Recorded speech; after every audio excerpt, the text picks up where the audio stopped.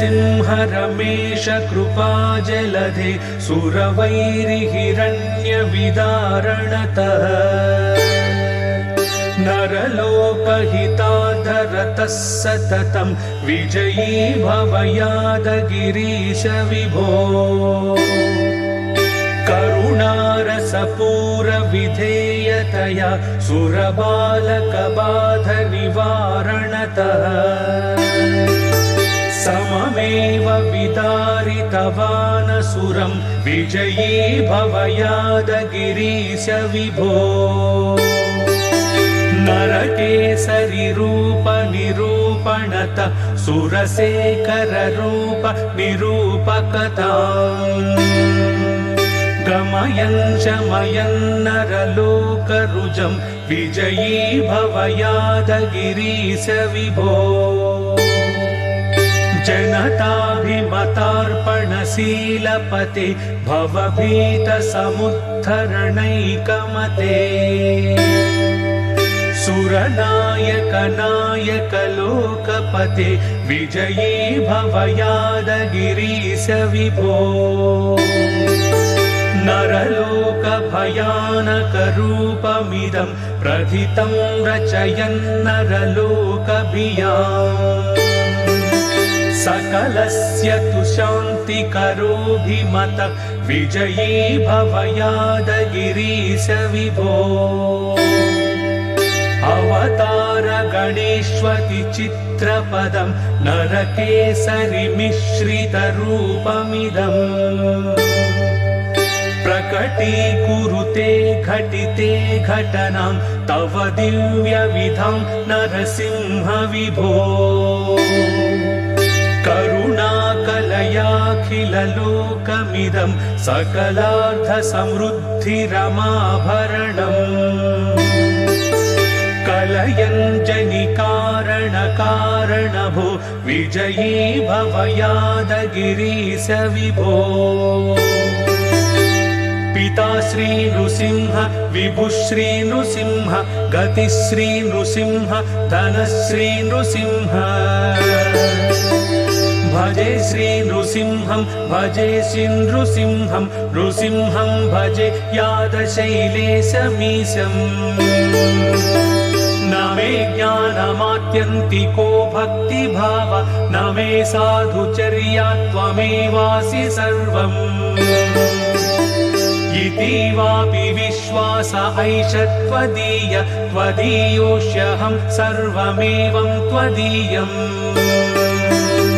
त्वदीये समस्ते मदीयत्वभाव चिरात् संहृतात् मोहितो नाथ सत्यम्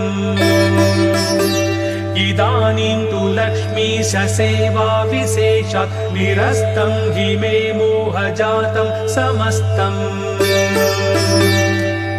अजानतमया नाथ जन्मकोटिशतैरपि कृतानि सर्वपापानि क्षन्तव्यानि दयामया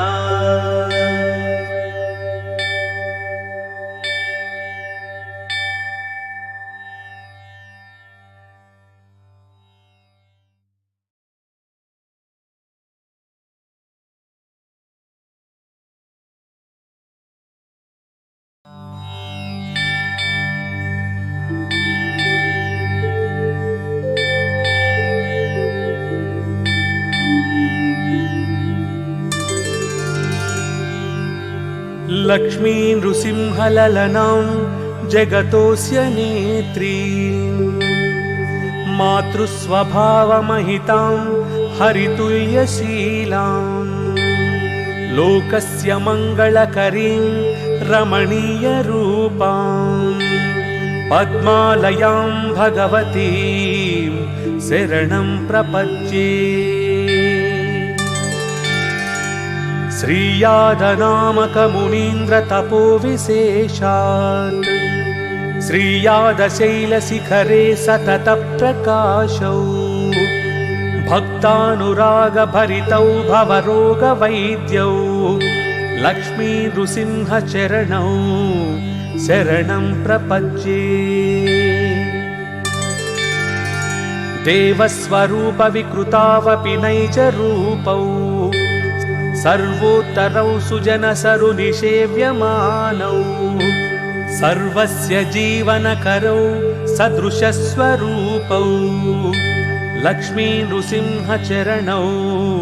शरणं प्रपद्ये। लक्ष्मीस्यते प्रपदने सहकारभूतौ त्वत्तोऽप्यतिप्रियतमौ शरणागतानां रक्षाविचक्षणपटु करुणालयौ श्री लक्ष्मी नृसिंहचरणौ शरणं प्रपद्ये। प्रह्लादपौत्रबलिदानवभूमिदान